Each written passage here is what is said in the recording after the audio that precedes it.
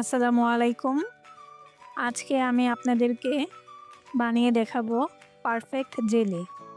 এই জেলিটা হচ্ছে রাঁধুনি ফালুদা মিক্সের সাথে থাকে, কিন্তু এর আগের ভিডিওতে আমি আপনাদেরকে বলেছিলাম জেলিটা পারফেক্টভাবে সেট হয়নি। তাই আজকে আমি এটা আগার আগার পাউডারের সাথে ইউজ করে তৈরি করে দেখাবো। ফার্স্টে নিয়ে নিলাম 250 ml 1 গ্লাস পানি। এই পানিটা একদম পরিমাণ মতো দিতে হবে আমাদেরকে। এরপর 1 প্যাকেট জেলি নিয়ে নিলাম, জেলি মিক্স। এটা হচ্ছে পিঙ্ক কালারেরটা। এখন এটা পানির সাথে ভালোভাবে মিক্স করতে হবে। সাথে এটা অবশ্যই মাথায় রাখতে হবে, আমরা যে আগার আগার পাউডারটা ব্যবহার করব, এটা অবশ্যই ঠান্ডা পানির সাথে ব্যবহার করতে হবে, কারণ এটা গরম পানির সাথে ব্যবহার করা যাবে না, নয়তো এটা পারফেক্টলি মিক্স হবে না এবং জেলিটা শক্ত শক্ত হয়ে যাবে। আমি হাফ চামচ আগার আগার পাউডার নিয়ে নিলাম। এখন এটা ভালোভাবে মিক্স করে নিব। মিক্স করা হওয়ার পরেই চুলাটা ওপেন করে দিয়েছিলাম। এখন এটারে ভালো করে চুলার মধ্যে নেড়ে চেড়ে দিতে হবে যেন নিচে লেগে না যায়। আমার জেলিটা এখন একদমই রেডি। আমি 5 মিনিটের মতো এটাকে জাল করে নিয়েছি।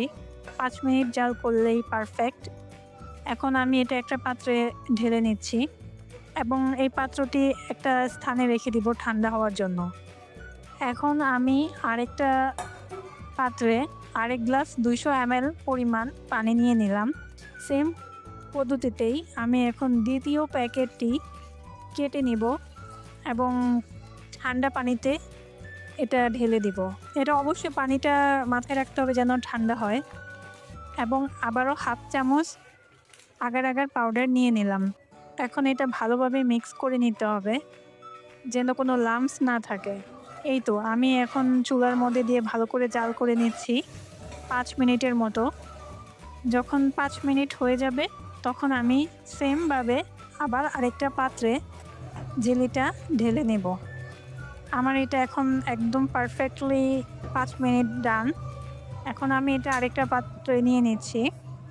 পাত্রে ঢেলে নেওয়ার পরে অবশ্যই এটি ঠান্ডা করে তারপর আপনারা ফ্রিজে সংরক্ষণ করবেন।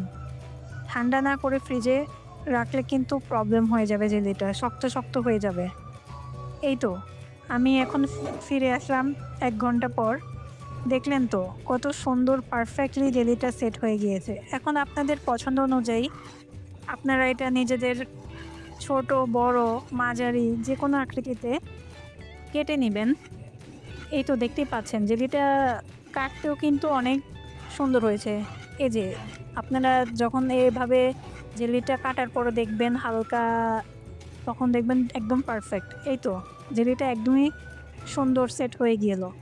এখন সেম পদ্ধতিতে আরেকটা পাত্রে যেটা ঢেলে নিয়েছিলাম ওইটাও একদম সেট হয়ে গিয়েছে। এটাও এখন কেটে নিব আমার পছন্দ অনুযায়ী। আপনারা আপনাদের পছন্দ অনুযায়ী কেটে নেবেন।